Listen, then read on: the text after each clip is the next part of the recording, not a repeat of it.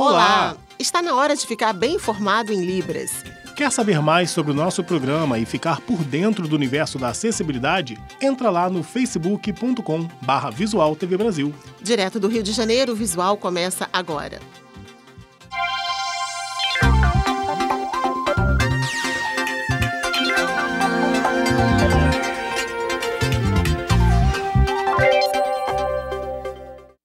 Você vai ver agora a segunda reportagem da série sobre o câncer, produzida pela Rede Minas, que mostra os avanços da medicina na luta contra a doença. Há meio século, o paciente com câncer tinha poucas armas para combater a doença. Ou era cirurgia, quimioterapia ou radioterapia. Pouco se conhecia sobre o câncer. Apenas 1 em cada 3 casos era curado. O que a gente tinha era a experiência do médico, da instituição e a confiança do paciente. Mas as coisas mudaram. Médicos se especializaram e passaram a usar novos instrumentos. Os tratamentos antigos progrediram. As equipes médicas são multiprofissionais e tratam o paciente como um todo. Novas drogas já estão no mercado. Mas calma, ainda falta muito para se chegar em um quadro ideal. O câncer não é uma doença única. Assim, cada paciente merece um tipo de tratamento individualizado para a sua doença. Quando eu comecei a fazer oncologia, o tratamento tanto fazia no SUS ou no sistema privado, convênio, etc., ele era idêntico. E com o passar dos anos, ele foi se diferenciando. Os tratamentos mais comuns são a radioterapia e a quimioterapia. A rádio é um tratamento mais local, quando a doença ainda não se espalhou pelo corpo. O paciente recebe radiação para queimar as células doentes. A quimio pode ser feita antes ou depois de cirurgias e quando a doença já se alastrou para outros órgãos. Os 2 métodos são os mais baratos, porém os mais agressivos. Jefferson tem leucemia, perdeu o movimento das 2 pernas logo que descobriu o diagnóstico. Os médicos ainda não sabem se ele vai voltar a andar. Hoje faz quimioterapia para reduzir as células doentes. O tratamento é normal, mas assim, é vontade de ir embora, né? Mas tem que esperar o tratamento e tudo. Existe também a hormonioterapia, um tratamento mais recente que bloqueia a ação dos hormônios que fazem o câncer se expandir. Ele é feito por meio de comprimidos e injeções. E é com esse método que a Camila espera se curar do câncer. Ela fez o trabalho de casa direitinho, acompanhou um tumor na mama por anos. Hoje, o tratamento vai ser feito só com comprimidos. Quando falam câncer, você já, como se estivesse dando uma sentença de morte, né? Só que depois, quando fui fazendo o tratamento, a médica foi explicando, aí fui vendo que tinha chance de ser ainda um tipo melhor, que eu poderia fazer, não precisar fazer quimioterapia, radioterapia, que é a parte mais difícil, e tomar o medicamento e seguir a vida normal. Há décadas, a medicina busca maneiras de usar o nosso próprio sistema imunológico para enfrentar doenças. A imunoterapia chegou para renovar as esperanças na luta contra o câncer. São drogas que melhoram o funcionamento do sistema imunológico do organismo. Mais reforçado, ele ataca o câncer. A notícia só não é melhor porque o tratamento é caro. Tem estudos acontecendo com imunoterápicos em todos os tipos de câncer. Praticamente todos eles têm mostrado uma boa perspectiva de resposta para o futuro. Lembra que eu te falei sobre os efeitos agressivos da quimio e da rádio? Muitas vezes, o que a gente vê são pacientes debilitados saindo das sessões.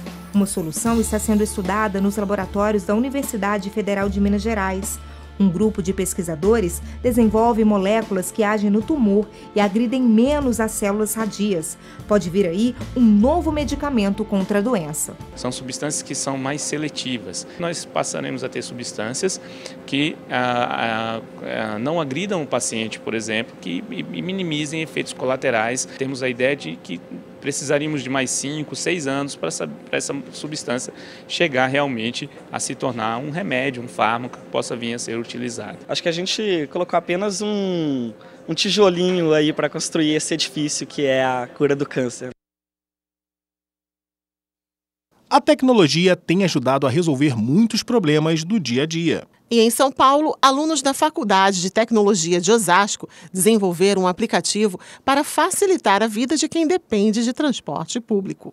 O programa alerta sobre a hora em que os ônibus vão passar e avisa como está a lotação dos veículos. Será que o próximo ônibus vem lotado? E ele chega em quanto tempo? Essas são questões frequentes para quem usa o transporte público. Geralmente espera 1 hora, 30 minutos. A espera pelos ônibus pode se tornar algo perigoso dependendo do lugar e da hora, principalmente para mulheres. Virou tema de pesquisa para estudantes da Faculdade de Tecnologia de Osasco, na Grande São Paulo. Muitos universitários andam de ônibus. A Anissa diz que na hora em que sai da aula, o ônibus costuma estar lotado. Ela esperaria o próximo se soubesse que ele viria vazio e em pouco tempo. Quando dá tempo de esperar, eu espero, mas às vezes não. E é isso que o William quer tornar possível com um aplicativo que ele desenvolveu com uma colega durante o curso de Tecnologia em Redes de Computadores. As informações que chegam à tela do celular vêm desses sensores que registram a entrada e a saída das pessoas no ônibus. O barulho é só para a fase de teste. A luz verde indica que tem pouca gente, a amarela, lotação média, e a vermelha mostra que o ônibus está muito cheio. Quem usa o aplicativo pode se programar melhor para pegar o ônibus.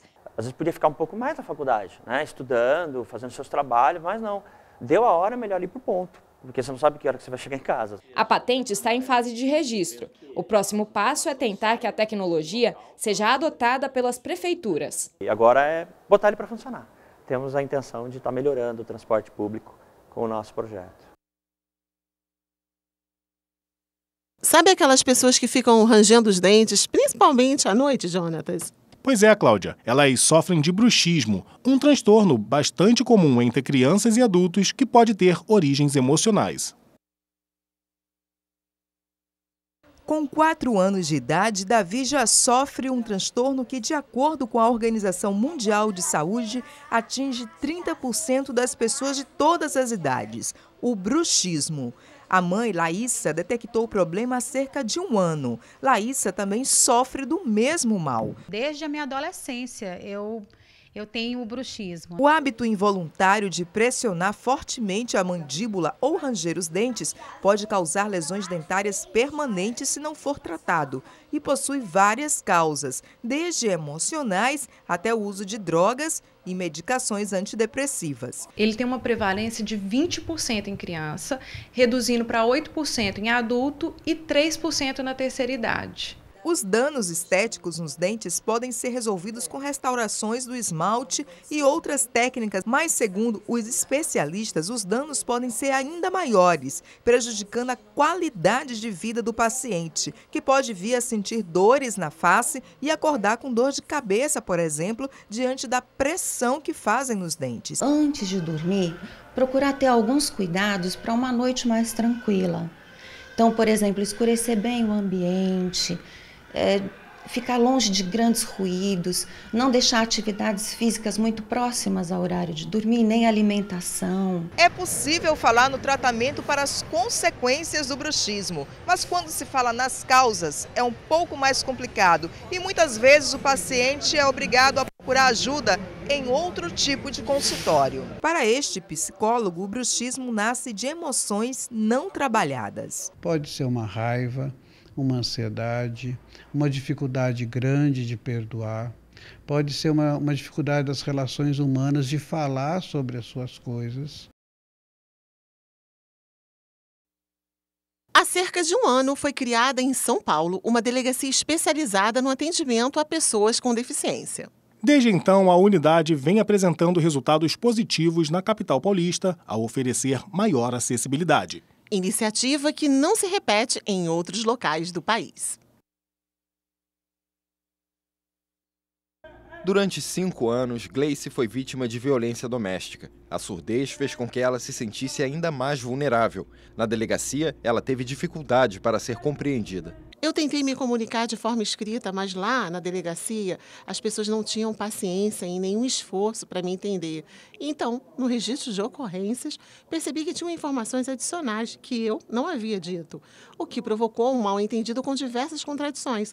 A falta de intérpretes ocasionou todo esse ruído na comunicação. A única delegacia no país especializada para atender pessoas com deficiência está em São Paulo. Foi inaugurada em 2014 e já atendeu mais de 4.000 pessoas, a maioria surda.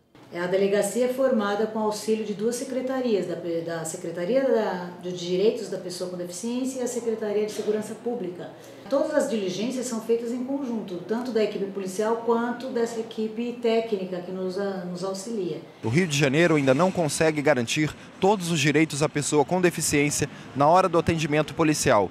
Desde 2016, os boletins de ocorrência deveriam informar a condição da pessoa com deficiência vítima de crime, mas nem mesmo essa lei estadual é cumprida. Parece que é uma iniciativa importante de São Paulo, de criar essas delegacias, e você começa a perceber a existência de dados, de estatísticas e aparecer efetivamente a violência, coisa que hoje não ocorre em outros estados. Existe uma subnotificação bastante acentuada nesse tema. Um estudo da Rede Internacional de Mulheres com Deficiência mostra que em países de alta renda per capita, mulheres com deficiência visual têm 2 vezes mais chance de sofrerem violência. Em caso de surdez, a vulnerabilidade é 5 vezes maior. Já quando existe deficiência intelectual, o risco aumenta 9 vezes, sobretudo para casos de violência sexual.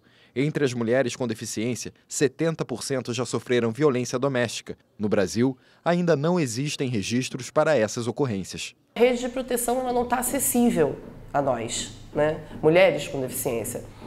A gente fica com medo de denunciar, a gente tem todo a violência física, a violência sexual, a violência emocional. Então você perde também a coragem de denunciar o seu agressor. Então essas variáveis, elas determinam o estado de vulnerabilidade da mulher. E o Visual fica por aqui. E você já sabe, para falar com a gente é só mandar uma mensagem pelo WhatsApp.